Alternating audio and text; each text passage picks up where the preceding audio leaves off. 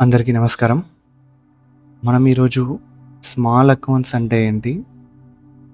F i accounts అంటే ఏంటి? BSBD accounts, అలాగే పిఎంజేడీవై అకౌంట్స్ అంటే ఏంటి? వీటి గురించి క్లియర్‌గా తెలుసుకుందాం.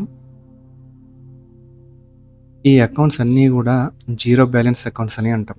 జీరో బ్యాలెన్స్ అకౌంట్స్ అంటే ఏంటంటే, మనం మామూలుగా ఒక బ్యాంక్‌లో అకౌంట్ ఓపెన్ చేయాలంటే, అది గవర్నమెంట్ బ్యాంక్ గానీ, లేదా ప్రైవేట్ బ్యాంక్ గానీ, ఎస్‌బీ అకౌంట్ గానీ, కరెంట్ అకౌంట్ గానీ ఓపెన్ చేయాలంటే, మినిమమ్ బ్యాలెన్స్ మెయింటైన్ చేయాలనే ఒక క్రైటీరియా ఉంటుంది.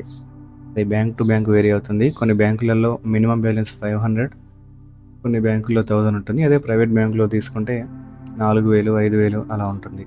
సో, దీన్ని దృష్టిలో పెట్టుకొని ఆర్‌బీఐ అలాగే సెంట్రల్ గవర్నమెంట్ ఏం చేసిందంటే, ఇలా మినిమమ్ బ్యాలెన్స్ మెయింటైన్ చేయడం అందరికీ పాసిబుల్ కాదు కాబట్టి, జీరో బ్యాలెన్స్ అకౌంట్స్‌ని తీసుకొని రావడం జరిగింది. సో, ఈ 4 కేటగిరీ ఆఫ్ అకౌంట్స్ కూడా జీరో బ్యాలెన్స్ అకౌంట్స్ అన్నమాట. సో, దీని గురించి డీటెయిల్‌గా మనం చూద్దాం. మీరు మా ఛానల్ బ్యాంకింగ్ ఫర్ ఎవ్రీవన్‌కి కొత్తగా వచ్చినట్టయితే సబ్స్క్రైబ్ చేసుకోండి. మొదటగా స్మాల్ అకౌంట్స్.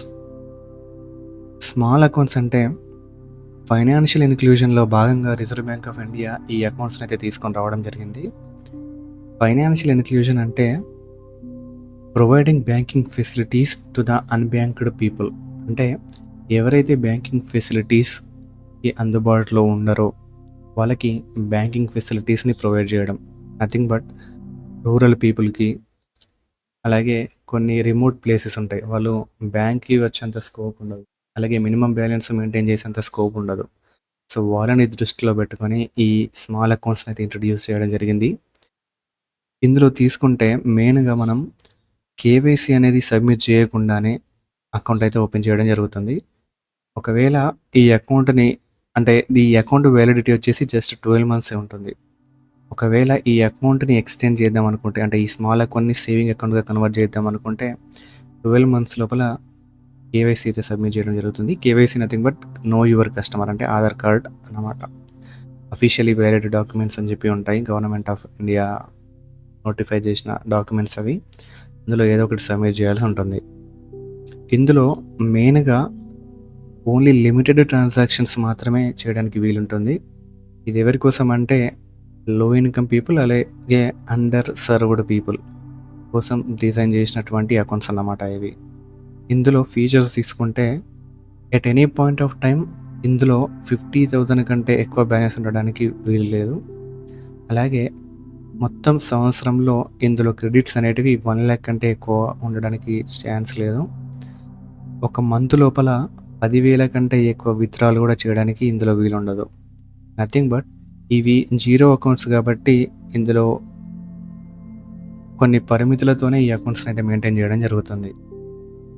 ఈ అకౌంట్స్ అనేటివి 2010లో ఆర్‌బీఐ అనేది తీసుకొని రావడం జరిగింది. ఇకపోతే savings bank financial inclusion accounts.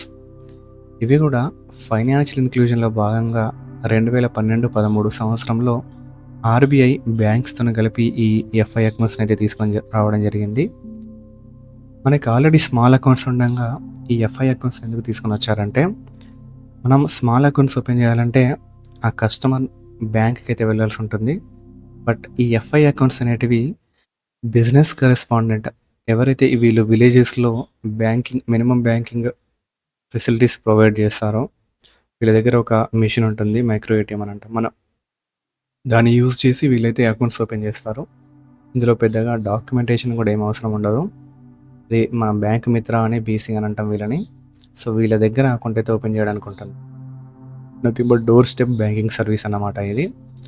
ఇది విలేజర్స్‌కి చాలా హెల్ప్ అవుతుంది. అలాగే అర్బన్ పూర్‌కి కూడా ఇది చాలా హెల్ప్ అవుతుంది.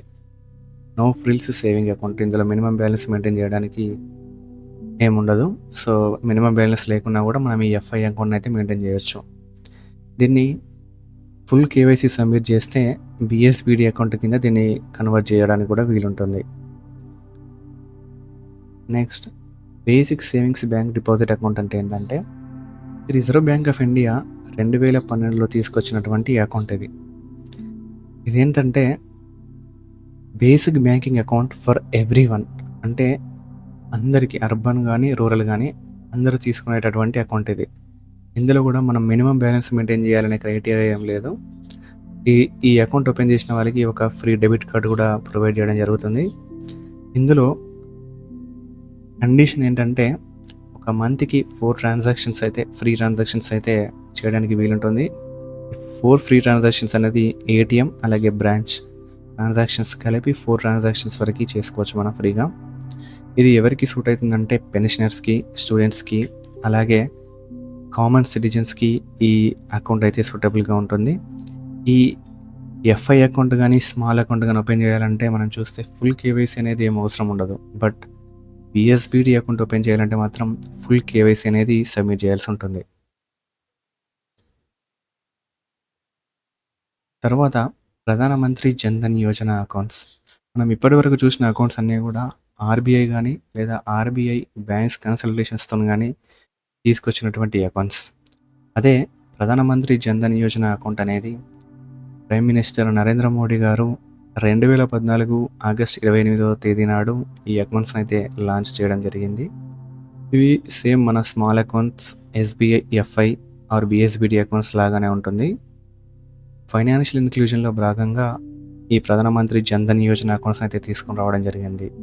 వీటి ఫీచర్స్ తీసుకుంటే ఇందులో మనం మినిమం బ్యాలెన్స్ మెయింటైన్ చేయాల్సిన అవసరం ఏమీ ఉండదు. ఈ అకౌంట్ ఓపెన్ చేసామంటే ఫ్రీగా డెబిట్ కార్డు కూడా ఇస్తారు. ఇది రూపే డెబిట్ కార్డు మనం చూడొచ్చు. అలాగే ఈ అకౌంట్స్ ఓపెన్ చేసిన వాళ్ళకి ఎవరైతే 2018 ఆగస్ట్ 28 తర్వాత ఈ ప్రధానమంత్రి జన్ధన్ యోజన అకౌంట్స్ అయితే ఓపెన్ చేస్తారో వాళ్ళకి 2 లాక్ యాక్సిడెంట్ ఇన్సూరెన్స్ కవర్ కూడా ఉంటుంది. అలాగే ఎవరైతే 2015 జనవరి 26 తేదీ కంటే ముందు ఓపెన్ చేశారో వాళ్ళకి 30,000 లైఫ్ ఇన్సూరెన్స్ కవర్ కూడా ఉంటుంది. ఈ అకౌంట్ ఓపెన్ చేసిన 6 months తర్వాత ఓవర్ డ్రాఫ్ట్ ఫెసిలిటీ కూడా ప్రొవైడ్ చేయడం జరుగుతుంది. ఈ ఓవర్ డ్రాఫ్ట్ ఫెసిలిటీ అనేది అప్ టు 10,000 వరకు లిమిట్ అయితే ఉన్నది. అలాగే ఈ డీబీటీ ఫెసిలిటీ కూడా ఇందులో ఉంటుంది. డీబీటీ అంటే డైరెక్ట్ బెనిఫిట్ ట్రాన్స్ఫర్. ఎప్పుడైనా గవర్నమెంట్ ఏదైనా సబ్సిడీ కానీ లేదా ఏదైనా గవర్నమెంట్ రిలేటెడ్ అమౌంట్ కస్టమర్కి వేయాలనుకున్నప్పుడు మధ్యలో మిడిల్ మ్యాన్ ఎవరు లేకుండా డైరెక్ట్గా ఈ అకౌంట్లో అయితే వేయడానికి వీలుంటుంది డైరెక్ట్ బెనిఫిట్ ట్రాన్స్ఫర్ ఫెసిలిటీ ద్వారా. ఒకసారి మనం ఈ అకౌంట్స్ అన్నిటిని కంపేర్ చేసి చూస్తే స్మాల్ అకౌంట్స్ అనేది ఆర్బీఐ తీసుకొచ్చినటువంటి అకౌంట్. ఎఫ్ఐ అకౌంట్స్ అనేటివి RBI in consultation with banks తీసుకున్నటువంటి ఒక అకౌంట్స్. బిఎస్బిడి అకౌంట్స్ అనేటివి కూడా ఆర్బీఐ తీసుకుని వచ్చింది. అదే పిఎంజేడీవై అకౌంట్స్ వచ్చి సెంట్రల్ గవర్నమెంట్ తీసుకుని వచ్చింది. సో అలాగే ఈ maximum minimum monthly withdrawal limit ఇవన్నీ మీరు ఇక్కడ చూసుకోవచ్చు.